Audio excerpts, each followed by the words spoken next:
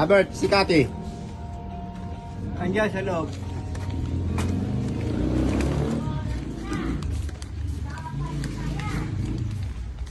Ah, Naman lang bumili, bisip ka.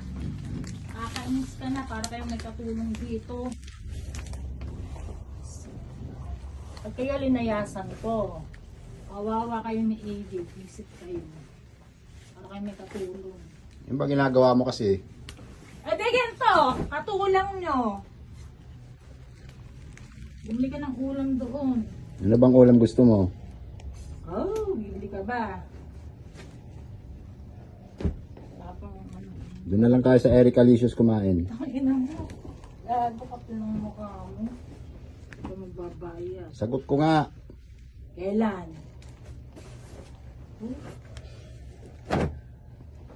Bilisan mo tanghali na na doon.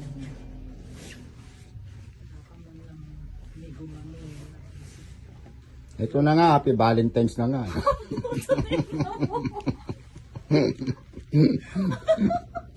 Baka mamaya Ang dami dyan mong sa- drama.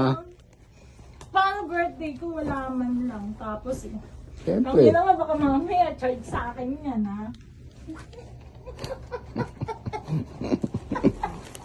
Happy Valentine's. Diyos ko naman! Ano ba Office ko muna. Nakakainis naman. O talaga ba? O yung Hindi, cake. magkano ba to? Ala, nagot. Mura lang yun, 1.5 lang yun. Naku naman. Eh, meron ako. Paano ba ini? Tara nga rito. Natutuwa naman ako. Dahil na...